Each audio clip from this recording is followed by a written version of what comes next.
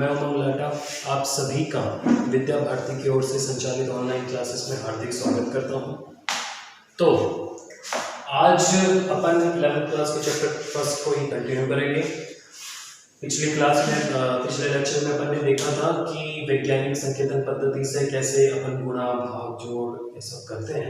वो छोटा सा एक टॉपिक था जो अपन ने डिस्कस किया था। आज अपन एक बहुत ही महत्वपूर्ण टॉपिक इस चैप्टर का जो as well as competition exam में भी आपको सवाल दे देता है और अदर कैलकुलेशन में भी काम में आता है। ठीक है, तो ये टॉपिक का नाम है सार्थक अंक। सार्थक अंक क्या होते हैं, ठीक है, और सार्थक अंकों को ज्ञात करने के नियम। सार्थक अंक आपको कोई डिजिट दी हुई है, चाहे वो 4 या 5 अंकों की हो, तो उसमें कितने सार्थक अंक हैं वो आपको अगर एग्जाम में पूछ ले तो आप कैसे ज्ञात करोगे वो आज हम सीखेंगे। ठीक है, तो सबसे पहली बात आती है सार्थक अंक होते क्या है। सार्थक अंक वे अर्थपूर्ण अंक हैं जो आपको निश्चित रूप से ज्ञात हो।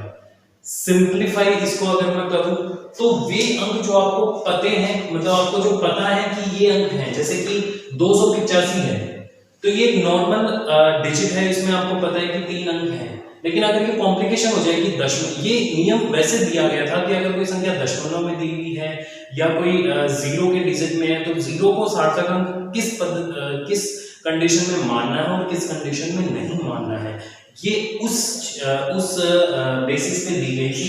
और इसके सारे जो नियम है कि सार्थक अंक कैसे ज्ञात करते हैं वो उसी बेसिस पे है, जीरो के बेसिस पे कि जीरो को कहाँ किस कंडीशन में सार्थक अंक मानना और किस कंडीशन में सार्थक अंक नहीं मानना, उसी बेसिस पे जो है इसको ज्ञात करने के 5 नियम दिए गए थे। तो सार्थक अंक क्या है कि वे अर्थपूर्ण अंक जो अपन को निश्चित रूप से ज्ञात होते हैं, जैसे 285 या 283 या 455, इनमें कितने सार्थक अंक हैं? 3।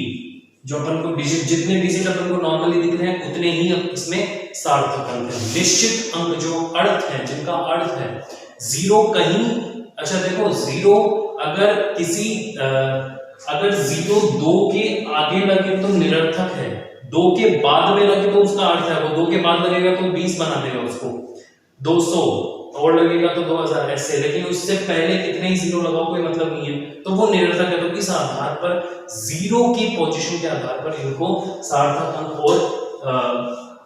और निरर्थक अंकों में बांटा गया था। सार्थक अंक कौन से होते हैं वो हैं, तो नियम अपन देख लेते हैं सार्थक अंकों को ज्ञात करने के नियम क्या हैं। तो देखिए पहला नियम क्या कहता है, सभी गैर शून्य अंक या सभी अशून्य अंक सार्थक अंक होते हैं। जैसे फॉर एग्जांपल 285 में 3 सार्थक अंक हैं, ठीक है। अगर कोई डिजिट में अशून्य अंक आपको दिख रहा है, कोई जीरो नहीं दिख रहा है, तो वो सारे के सारे क्या होंगे? सार्थक अंक होंगे। जैसे 4345 है कोई भी डिजिट, तो इसमें कितने सार्थक अंक होंगे? 4। तो सारे के सारे जो अशून्य अंक हैं वो क्या कहलाएंगे? सार्थक अंक। ठीक है, ये ध्यान रखना, सभी गैर शून्य अंक सार्थक अंक होते हैं। इसके अलावा दूसरा नियम क्या कहता है, प्रथम अशून्य अंक से पहले आने वाले अंक सार्थक अंक नहीं होते। प्रथम अशून्य अंक से पहले आने वाले शून्य सार्थक अंक नहीं होते। अब देखो 0.02 में सार्थक अंक 1 है, ये अशून्य अंक 2 और उससे पहले आने वाले जितने भी जीरो हैं, भले ही 1000 जीरो लगाओ, वो सब के सब क्या है? निरर्थक अंक है। ठीक है, तो उसको इस पद्धति में सार्थक अंक अपन नहीं बोलेंगे। यहाँ पे जो सार्थक अंक होगा वो 1 होगा। एक और एग्जांपल देखो 0002, इसमें सार्थक अंक कितने होंगे? इसमें सार्थक अंक कितना होगा? 1। ठीक है, तो ध्यान रखना है।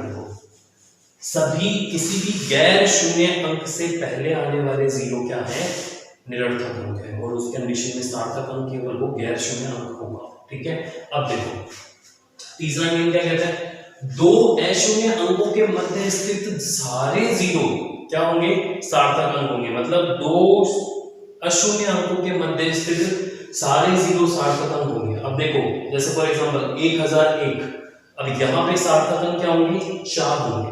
यहाँ पे जीरो को निरर्थक अंक नहीं माना, यहाँ पे जीरो को सार्थक अंक माना गया। देखो इसी के एग्जांपल में 2003, अब यहाँ पे सार्थक अंक 2 नहीं बल्कि 4 होंगे। तो याद रखना है कि 2 अशून्य अंकों के मध्य आने वाले सारे जीरो क्या होंगे, सार्थक। ठीक है, तो ध्यान रखना।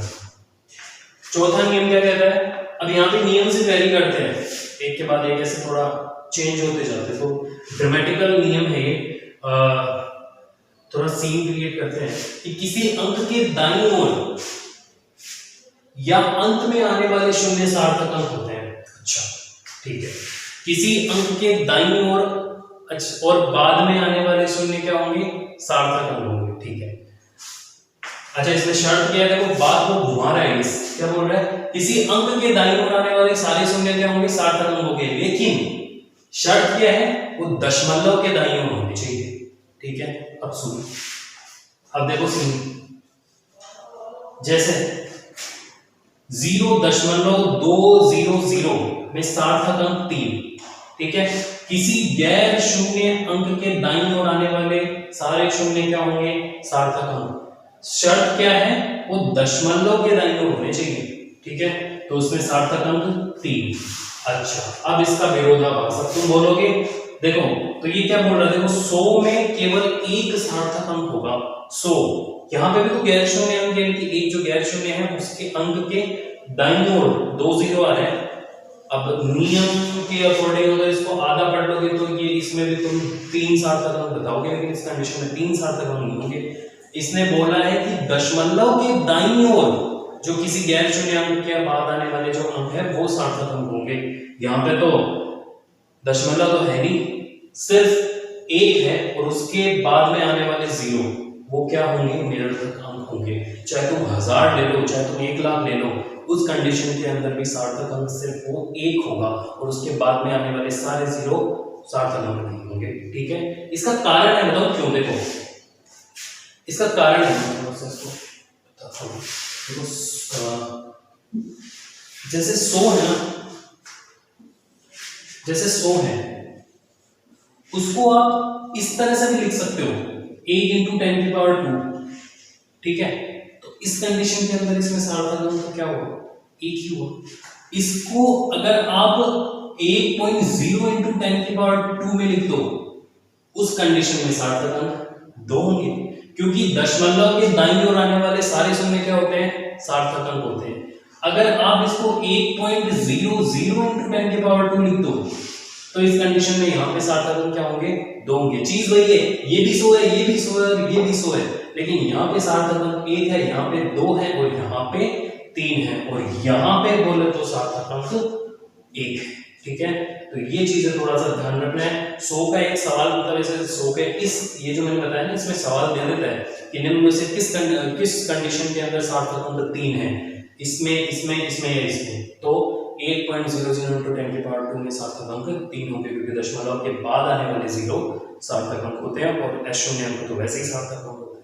ठीक है, तो ये थोड़ा सा ध्यान रखना है, ये नियम थोड़े से कॉम्प्लिकेटेड है, प्रैक्टिस कीजिएगा तो आ जाएंगे। पांचवा नियम एक और है, पांचवा नियम क्या कहता है कि वस्तुओं की गिनती जैसे कि 2 गेंद 20 एग्स यानी कि 20 अंडे में सार्थक अंक अनंत होते हैं। कहने का मतलब क्योंकि ये संख्याएं यथार्थपरक संख्याएं होती है, ये जो संख्याएं होती है ना वो यथार्थपरक संख्याएं होती है। अब ये नियम थोड़ा सा सीधा ध्यान रखना है आपको कि वस्तुओं की गिनती के अंदर आपको दे दे कि निम्न में से किसमें अनंत संख्याएं हैं, तो 20 अंडे 20 2 गेंद है ना, ऐसे दे दे और उसमें उपरोक्त सभी लिखा हुआ हो, तो जो काउंटिंग है, जैसे आप किसी की काउंटिंग कर रहे हो तो वो जो नंबर्स हैं उनमें सार्थक अंक अनंत होते हैं। ठीक है, तो ये एक आपको चीजें सीधे ध्यान रखनी है। इसका रीजन क्या है, क्योंकि ये जो संख्याएं हैं वो यथार्थपरक संख्याएं हैं। अब ये यथार्थपरक संख्याएं क्या होता है, यथार्थपरक संख्याएं वो है जो आपको एग्जैक्ट प्रैक्टिकल वैल्यू बताए, एग्जैक्ट प्रैक्टिकल एकदम नियत और एग्जैक्ट प्रायोगिक मान जो आपको बताएं। जैसे 20 गेंदें हैं या 15 गेंदें तो वो 15 ही है, वो 14 या 14.9 या ऐसे नहीं हो सकती, वो एग्जैक्ट है 15 के 15। ठीक है, तो ऐसे 2 अंडे तो 2 ही अंडे हैं, वो 2.00 या 2.0.2 अंडे, ऐसे पॉइंटों में अंडे नहीं होते। तो जो संख्या जो आप किसी की गणना कर रहे हो जैसे 1 2 3, तो वो एक एग्जैक्ट प्रैक्टिकल वैल्यू होती है, यथार्थपरक संख्याएं होती है। उस कंडीशन के अंदर जो सार्थक अंक है वो अनंत होते हैं। ये बात आपको ध्यान रखनी है। तो ये 5 नियम है जो आपको थोड़ा सा ध्यान रखने कैलकुलेशन के अंदर आपके काम आएंगे। एक और चीज समझेंगे अपन, परिशुद्धता, परिशुद्धता और यथार्थपरकता। देखिए परिशुद्धता होती है किसी भी प्रायोगिक मान का सामीप्य मान, जितने भी प्रायोगिक मान है उनके सामीप्य मान क्या होते हैं, परिशुद्ध होते हैं। अच्छा, इसको पढ़ने के बाद मैं थोड़ा सा आपको परिशुद्धता और यथार्थपरकता बताएंगे, थोड़ा सा बता देता हूँ ताकि वो 2-3 मिनट के टॉपिक का थोड़ा सा ध्यान रखें। यथार्थपरकता मैंने बताया कि किसी भी प्रैक्टिकल वैल्यू के अंदर अगर आप कोई वैल्यू मेजर करते हो तो वो जो एग्जैक्ट नंबर, तो इसका एग्जैक्ट उसका जो वैल्यू है वो यथार्थपरक है। लेकिन सपोज आपको मापन में अगर कोई त्रुटि हो गई, आगे पीछे का माप आपने माप कर लिया, तो वो क्या होगा, परिशुद्ध मान होगा। यथार्थपरक, यथार्थपरक एंड परिशुद्ध, परिशुद्ध मापन। ठीक है, जैसे मान लीजिए कोई भी एक सपोज कोई भी एक धातु है या कोई भी एक मनका है या कुछ भी है, तो उसका वेट 2 ग्राम है, एग्जैक्ट प्रैक्टिकल वैल्यू, या फिर इसको सीधे लिखो यथार्थपरक मान, उसका एग्जैक्ट प्रैक्टिकल वैल्यू अगर 2 ग्राम है, जो वैश्लेषिक तुला से साइंटिफिक जो मेजर होता है उससे जो मापा गया तो उससे एग्जैक्ट आता है। इलेक्ट्रिक वेट से अगर आप कोई चीज का मापन करोगे तो वो एग्जैक्ट आएगा, कोई ऊपर नीचे नहीं होता, पॉइंटों का भी अंतर नहीं होता। ठीक है, वो एग्जैक्ट होता है। वैश्लेषिक तुला से किया गया मापन, जो वैश्लेषिक तुला से किया गया है, भार मापने के लिए अपन ने देखा था ना कि जो इंस्ट्रूमेंट यूज किया जाता है उसको वैश्लेषिक तुला बोलते हैं। ठीक है, वैश्लेषिक तुला, तो इससे जो मापन, जो उससे जो भार मापा जाता है वो एग्जैक्ट आता है, वो यथार्थपरक मान आता है, एकदम एग्जैक्ट। लेकिन मान लो अगर मैं प्रैक्टिकल कर रहा हूँ या तुम प्रैक्टिकल कर रहे हो उसका मापन करने के लिए, जो नॉर्मल अपनी कमाने वाली तुला या तराजू है उससे अगर अपन देखते हैं, तो मेरे को 3 मान, जैसे मान लीजिए जैसे मैंने 1 नंबर पर प्रैक्टिकल किया तो मेरे को मान मिला 1.93 और 1.95। ठीक है, तुमने किया तो तुमको मिला 2.05 एंड 1.95। ठीक है, और सपोज किसी अदर ने किया, ठीक है, तो उसको मिला 1.99 एंड 2.0। अच्छा, अब देखो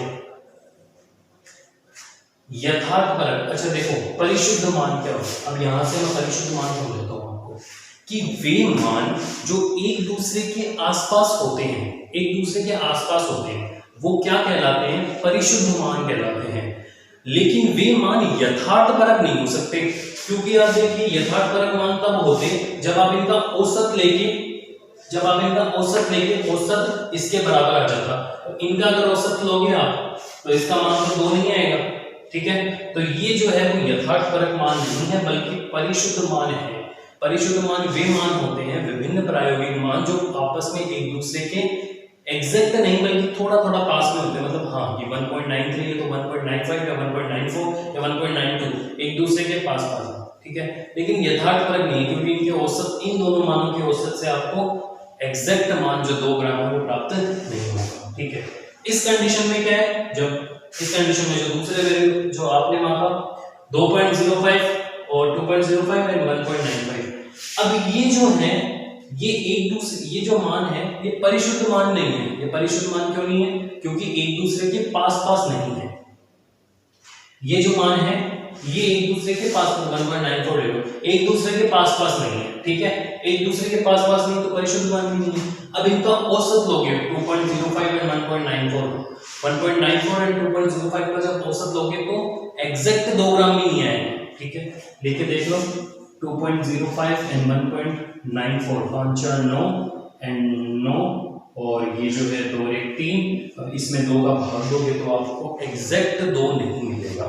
ठीक है, तो ये यथार्थपरक नहीं है, एज वेल एज ये परिशुद्ध भी नहीं है, क्योंकि एक दूसरे के पास में नहीं है। 2.05 और 1.94 के बीच में क्या मेल, ठीक है, नहीं। अच्छा, ये चीज।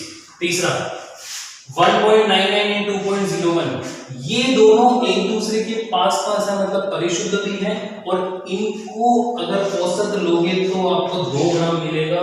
तो ये जो है वो यथार्थपरक भी है।